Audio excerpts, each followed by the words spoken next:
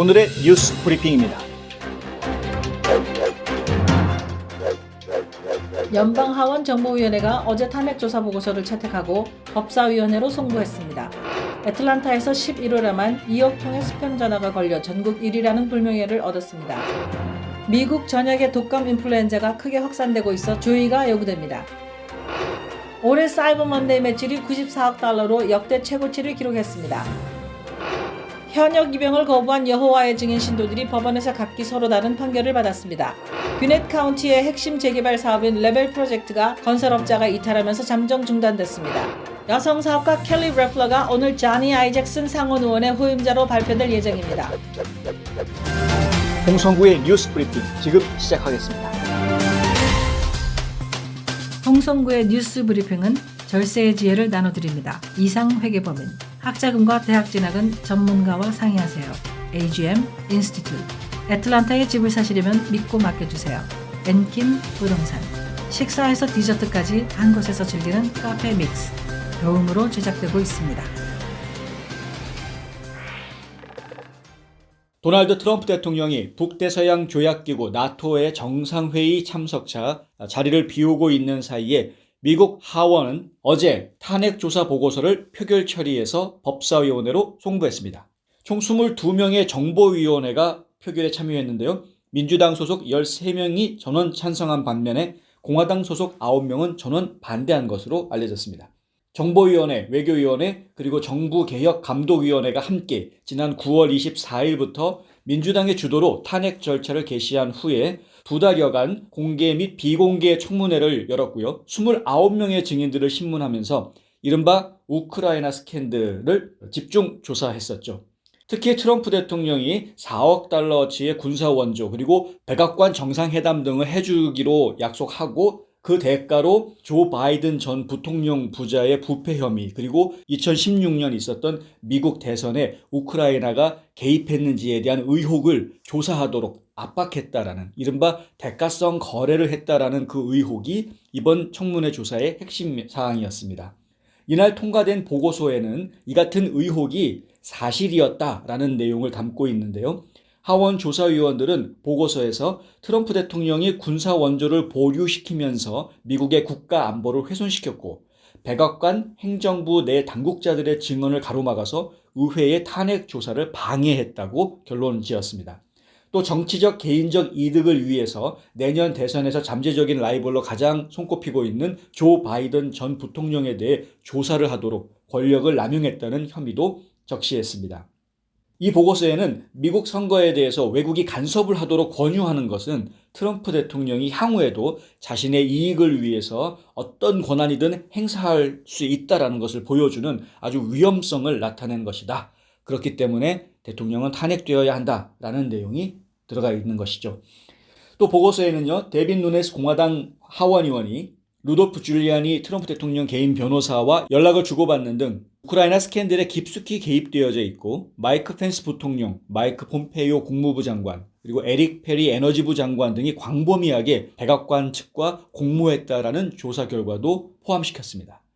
또 믹 멀베인이 백악관 비서실장 대행의 대가성 시인 기자회견 발언, 그리고 백악관이 지난 9월 25일 배포한 7월 25일 전화통화 녹취록 등 백악관 내에서 나온 증거나 발언들을 증거라고 제시하고 있습니다. 특이한 것은 보고서 내용에 최대한 빨리 탄핵 절차를 진행시켜야 한다는 내용도 포함됐다는 겁니다. 트럼프 대통령이 다음 선거에서 이 외국 국가들이 선거에 개입하도록 자꾸 유도하고 시도하려는 그런 위험성이 있다는 것을 감안할 때 증거를 모으느라고 너무 많은 시간을 들일 필요가 없다는 것입니다. 대통령의 잘못이나 그리고 의회 조사를 방해하려는 증거가 압도적으로 존재하기 때문에 그렇다라고 보고서에는 적시하고 있습니다. 이 보고서는 법사위로 송부가 되고요. 탄핵안 초안 작성의 토대가 됩니다. 법사위원회에서는 오늘부터 탄핵안 초안 작성을 위한 청문회 및 보고서 검토에 들어갈 예정입니다. 하원은 이르면은 크리스마스 이전, 늦어도 연말까지는 탄핵안 표결을 마친다는 계획으로 알려져 있습니다. 이후 탄핵안은 상원으로 넘어가게 되는데요. 연방 대법원장의 주재하에 심리를 벌인 후에 최종 표결을 실시하게 됩니다. 다만 상원에서는 3분의 2 이상이 찬성을 해야 탄핵이 성사가 되는데 현재 100석의 상원 의원석 중에서 53석이 공화당 의원들이기 때문에 실제로 탄핵이 결정되기는 어려울 것이다 라는 분석이 지배적입니다. 연방하원의 정보위원회 그리고 법사위원회, 정부감독개혁위원회는 트럼프 대통령의 이 같은 행동들이 탄핵할 만한 수준인지 법치주의를 준수하고 있는지 대통령이 권력을 이용해 외국 정부가 미국 대선에 개입을 하도록 강요한 것을 미국인들이 그냥 넘어가야 하는지 이런 것들에 대해서 의회가 결정하게 될 것이라고 밝혔습니다. 물론 백악관 측에서는 즉각 반발했습니다. 백악관 대변인은 민주당이 트럼프 대통령의 잘못된 행동에 대한 증거를 만들어내는데 실패했다라고 이야기했고요. 이 보고서는 그런 민주당 의원들의 좌절감만이 담겨져 있는 내용일 뿐이다라고 비난했습니다. 요즘 애틀란타뿐만이 아니라 미국 전역에서 아주 스팸 전화들로 골머리를 썩는 분들이 많으시죠. 유메일이란 회사가 최근에 발표한 보고서에 따르면 애틀란타는 11월 전국에서 가장 많은 로보콜이 걸린 곳으로 나타났다고 합니다. 무려 2억 통에 달합니다. 정확하게 이야기하면 1억 9,900만 통이 넘는데요. 하루 평균 660만 통의 로보콜이 있었던 겁니다. 그나마 10월에는 2억 2,100만 통의 로보콜이 있었다고 하니 좀 줄어든 거라고 위안을 삼아야 할 그런 형편입니다. 전국적으로는 2019년에만 무려 490억 통의 로보콜이 있었다고 합니다. 이 로보콜이라는 거는요, 미리 녹음된 음성 메시지로 전화를 거는 것인데 대부분은 세일즈를 목적으로 하지만 적지 않은 경우 사기를 치는 스캠이어서 피해자도 속출하고 있다고 합니다. 조지아주 알파레타에 거주하는 한 조지아 대학교죠. UGA에 재학 중인 학생이요. 이 스캠 전화가 걸려왔는데 10시간을 무려 10시간을 통화한 끝에 3만 달러를 빼앗긴 적도 있다고 합니다. 캅 카운티에 사는 한 여성은 3만 5천 달러의 피해를 입었습니다. 이 피해자들은 로보콜로 걸려온 통화에서 소셜 시큐리티 번호를 알려줬다가 이 같은 피해를 당했습니다. 유메일의 통계에 따르면 지난 11월 한 달간 애틀란타에 걸려온 로보콜 중에서 무려 44.2%가 스캠이었다고 합니다. 모든 로보콜이 다 스캠은 아니라지만 꽤 많은 로보콜 전화가 스캠이었다는 것이죠. 로보콜에 의한 스캠 피해를 당하지 않으려면 모르는 전화번호일 경우 받지 않으시는 게 좋고요. 전화를 받았는데 내용 중에 혹시 번호를 묻는 질문이 있으면 답변을 하지 마시고 그냥 끊으시길 바랍니다. 같은 지역번호, 내 전화기와 같은 지역번호라고 해서 아는 분인가? 하고 전화를 받았다가 당하시는 경우가 있다는 거죠. 최근 로보콜들은 자신과 같은 지역번호와 국번호를 이용해 전화를 걸어오는 경우가 있기 때문에 그렇습니다. 일단 로보콜로 확인이 되면 전화를 끊고 해당 번호를 공정거래위원회에 신고하시면 됩니다. 신고하실 웹사이트 주소는요, donotcall.gov donotcall.gov 이 웹사이트에 들어가시면 로보콜 전화번호를 신고하실 수가 있습니다. 로보콜 전화번호를 이곳에 신고하시면 다른 피해자들, 다른 사람들의 피해를 예방하는 데 도움을 줄 수도 있다고 하니까요.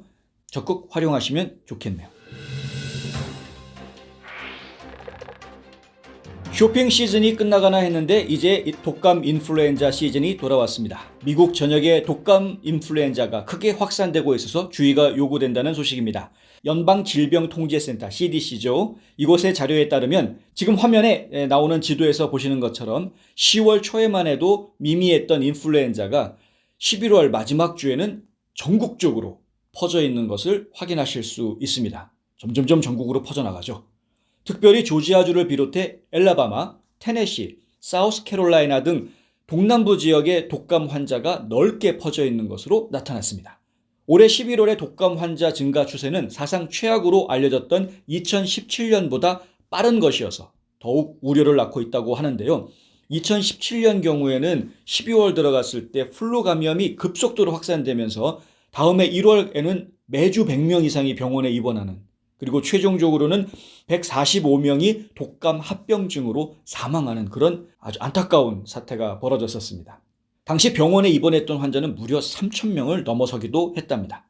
조지아 보건부에 따르면요, 11월 셋째 주 한 주 동안 병원 외래 환자 가운데 5.3%가 독감 환자로 나타났는데요. 지난해 같은 기간보다 4.6%나 늘어난 숫자라고 합니다. 이거 굉장히 크게 늘어난 숫자입니다. 독감으로 인해서 병원에 입원한 환자가 지난 9월 29일부터 11월 셋째 주까지 총 88명으로 집계됐습니다. 조지아주에서만요. 특히 11월 셋째 주에만 19명이 늘어난 것으로 나타났습니다. 급속도로 환자가 늘어나고 있다는 것이죠. CDC에서는 현재 추세가 우려스럽기는 하지만 독감이 가장 극심한 시기는 12월부터 2월까지이기 때문에 아직은 더 지켜봐야 한다라고 밝혔고요. 지금이라도 늦지 않았으니 플루 백신을 꼭 접종받으시라고 권고하고 있습니다. 혹시 매년 감기를 앓으신 분이라면 더 늦기 전에 독감 예방주사 빨리 맞으러 가시기 바랍니다. 블랙 프라이데이를 제치고 이제 완전히 대목 중에 대목으로 자리를 잡은 사이버 먼데이. 그저께죠. 12월 2일 사이버 먼데이 매출이 94억 원을 돌파했다는 소식입니다. 역대 최고치라고 하는데요. 어도비의 마케팅 데이터 분석 솔루션인 어도비 애널리틱스에 따르면 사이버 먼데이 당일 매출이 94억 달러로 집계가 됐는데 미국 100대 유통업체 중 주요 80곳의 거래를 분석한 결과라고 합니다. 기존 최대치였던 것은 작년에 기록한 79억 달러가 최고치였는데 이거보다도 무려 거의 20% 가까이 불어난 규모죠. 올해 블랙 프라이데이 매출액은 74억 달러였습니다. 그러니 그거보다도 무려 20억 달러나 더 많은 물건들이 이날 하루 동안 팔려나간 겁니다. 재미있는 것은 밤 시간대, 특히 심야 시간대에 온라인 쇼핑객이 몰려들었다는 겁니다. 자정을 전후로 밤 11시부터 새벽 2시까지 딱 3시간 동안에만 무려 30억 달러가 온라인상에서 팔렸다고 하네요. CNBC 방송은 사이버 먼데이 쇼핑의 3분의 1이 심야에 이루어진 것이다 라고 설명했습니다. 올해 가장 인기 있었던 물건들이요. 디즈니의 새로운 애니메이션이죠. 겨울왕국2, 영어로는 프로즌2죠. 여기에 캐릭터들을 이용한 장난감이 아주 인기가 있었고요. FIFA 같은 그런 비디오 게임들, 그리고 애플 컴퓨터가 만드는 노트북, 그리고 삼성전자 TV 등이 가장 인기 있는 품목으로 꼽혔다고 합니다. 온라인 유통의 공룡이라고 불리우는 아마존은 별도로 성명을 내기도 했는데 추수감사절부터 사이버 먼데이까지 5일간 수억 개의 제품이 판매됐다. 그런데 특히 사이버 먼데이 매출이 아마존 20년 역사의 최대 판매를 기록했다라고 성명서를 발표하기도 했습니다. 한국에서 현역 입영을 거부하는 여호와의 증인 신도들이요. 법원에서 서로 유죄와 무죄, 엇갈린 판결을 받았다고 합니다. 결정적인 잣대가 된 것이 진실한 신념이었다고 하는데요. 어떻게 된 내용인지 한번 들어가 봤습니다. 여호와의 증인 신도 A씨는 2017년 9월에 대전 충남지방병무청장 명의의 입영 통지서를 받았습니다. 그런데 A씨는 종교적 교리에 따라서 병역의 의무를 이행할 수 없다 하고 입대하지 않았답니다. 병무청에 성경으로 훈련받은 양심에 따라 병역을 거부한다는 취지의 통지문과 신도 사실 확인서라는 것도 제출했다고 하네요. 또 2017년 10월에 입영 통지서를 받은 또 다른 신도 B씨도 같은 선택을 해서 병무청에 대체복무 제도가 도입되면 기꺼이 받아들이겠다라는 뜻을 밝혔다고 합니다. 이 A씨와 B씨는 병역법 위반 혐의로 재판에 넘겨졌는데요. 둘 다 잇따라 무죄를 선고받았습니다. 1심을 맡았던 문홍주 판사는 깊고 확고하며 진실한 양심에 따른 병역 거부라는 점을 이유로 들었습니다. 이 문 판사의 말을 보면은요, A씨와 B씨 둘 다 침례를 받은 후 여호와의 증인 집회에 꾸준히 참석했고 매달 전도와 봉사활동에 참여하고 있었고 또 입영 거부에 정당한 사유가 있다고 판시했습니다. 이 같은 판단은 종교 양심적 병역 거부를 무죄라고 한 지난해 11월 대법원 전원 합의체 판결 후에 나온 것입니다. 하지만 또 다른 신도 C씨는 다른 판결을 받았는데요. 같은 해죠. 2017년 8월에 입영 통지서를 받고 입대하지 않았는데 지난 4월에 1심에서 징역 1년 6개월 실형을 선고받았습니다. 항소심을 맡은 대전지법 형사항소 1부 역시 유죄 판단을 유지했습니다. 다만 머지않아 대체복무제가 도입될 것으로 예상되는 상황과 초범인 점을 고려해서 징역 1년에 집행유예 3년으로 형을 낮춰주기는 했는데 어쨌든 유죄 판결을 받은 것이죠.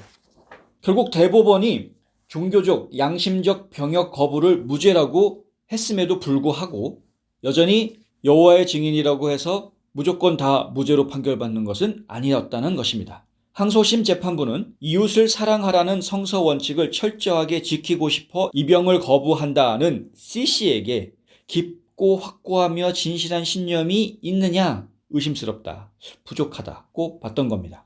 피고인이 다른 병역 의무자와 구분될 만큼 사랑을 실천하는 삶을 살아왔다고 보기 어렵다라고 판시했고요. 이웃을 사랑하라는 성서 구절에 따른 신념이 유독 병역 의무에 관해서만 두드러지게 표출된다고 판시했습니다. 병역을 이행함으로써 인격적 존재 가치가 파멸되고 말 것이라는 절박한 양심이 존재한다고 볼 수는 없다. 이게 항소심 재판부의 판결입니다. 이 유죄 판결을 받은 C씨는 결정에 불복해서 대법원에 상고했다고 합니다. 어떤 결과가 나올지 더 지켜봐야 되겠군요. 귀넷 카운티의 새로운 심장부가 될 것이다 해서 세간의 관심을 모았던 재개발 프로젝트였죠. 레벨 프로젝트. 바로 인피니트 에너지 센터가 위치해 있어서 많은 분들이 이용하고 계신 장소이기도 한데요. 현재 재개발 사업이 한창 진행 중이었는데 이 개발 사업을 맡고 있었던 노스 아메리칸 프로퍼티가 이 재개발 사업에서 탈퇴한다라는 소식입니다. 이 지역을 관리하고 있는 귀넷 관광청은 어제 보도자료를 내고 노스 아메리칸이 더 이상 이 프로젝트의 파트너가 아니다라고 발표했는데요. 새로운 사업자를 선정할 때까지 이 프로젝트는 잠정 중단하겠다라고 발표했습니다. 이 때문에 많은 분들이 이 프로젝트의 미래에 대해서 우려하는 목소리를 내고 있습니다. 무려 118에이커에 달하는 방대한 지역에 30만 스퀘어피트 규모의 리테일 스페이스, 그리고 86만 5천 스퀘어피트 규모의 오피스 스페이스, 거기에다가 900여 채의 아파트까지 아주 주상복합의 다용도로 지역을 완전히 새롭게 개발하겠다라는 야심찬 프로젝트였기 때문입니다. 이곳에는 먹거리만 해도 수십 개의 레스토랑들이 들어올 예정이었고요. 영화관도 새로 만들어지고 호텔도 새로 지어질 예정이었습니다. 말 그대로 명실상부한 귀넷 카운티의 새로운 심장부로 재탄생하겠다라는 야심찬 프로젝트였는데 이 프로젝트를 주도하고 있는 노스 아메리칸 프로퍼티를 탈퇴시켰다라는 결정이 주민들에게는 좀 생소하고 놀라운 소식일 수밖에 없는 것이죠. 귀넷 관광청의 프레스톤 윌리엄스 청장은요, 아주 어려운 결정이었다라고 이야기하면서 하지만 이 결정에 매우 자신감이 있다라고 이야기했습니다.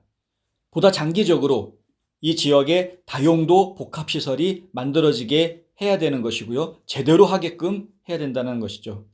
또 노스 아메리칸 프로퍼티라는 회사가 이 사업보다는 다른 사업에 더 관심과 집중을 하고 있었다라는 불평도 감추지 않았습니다.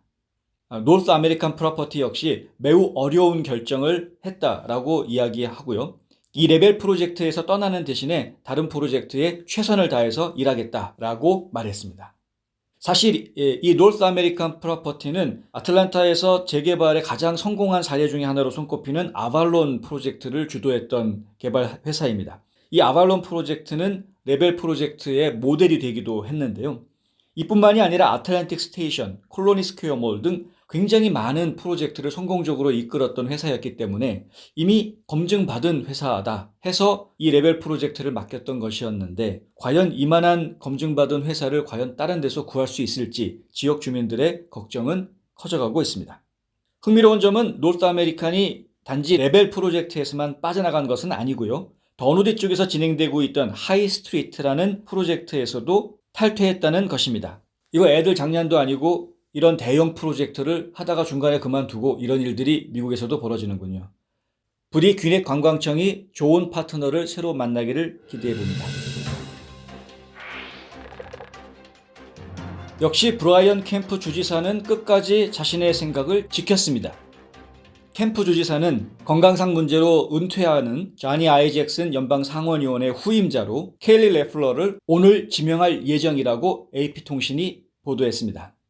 사실 켈리 레플러는 성공한 여성 사업가라고는 할 수 있지만 정치인으로서의 경력은 전무하기 때문에 그런 정치 경력이 없는 사람에게 연방 상원의원이라는 중책을 맡길 수 있느냐 하는 비판론도 적지 않습니다. 그럼에도 불구하고 캠프 주지사는 트럼프 대통령이 원했던 콜린스 의원보다는 이 WNBA 구단주인 켈리 레플러 대표를 선택한 것이죠.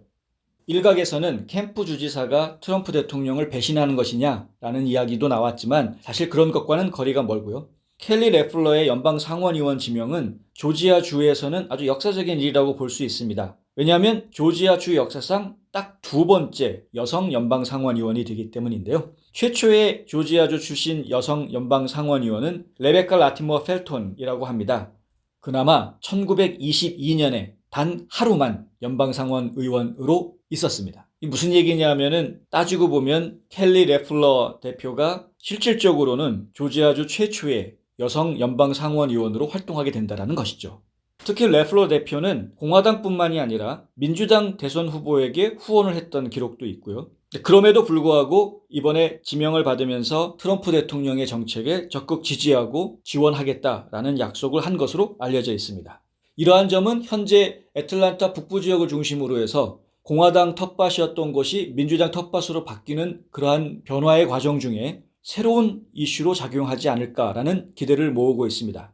공화당의 색깔이나 모습이 근본주의적인 혹은 극단주의적인 우파로 쏠려가지 않고 중도파들을 좀 더 흡수할 수 있는 모습으로 새로운 공화당의 모습으로 변해갈 수 있는 기회를 한번 얻을 수 있지 않겠느냐라는 기대가 공화당 내부에서 나오고 있는 것이죠. 캠프 주지사는 오늘 낮 10시 조지아 주 의사당에서 자니 아이잭슨 연방상원의원의 은퇴식과 함께 켈리 레플러 연방상원의원의 지명 사실을 공표할 계획으로 알려져 있습니다. 캠프 주지사가 취임사를 했을 때가 생각이 나는데요. 자신을 반대했던 주민들조차도 품을 수 있는 진정한 주지사로 거듭날 수 있을지 지켜보겠습니다. 2019년 12월 4일 뉴스 브리핑은 여기까지입니다. 시청해 주셔서 감사합니다.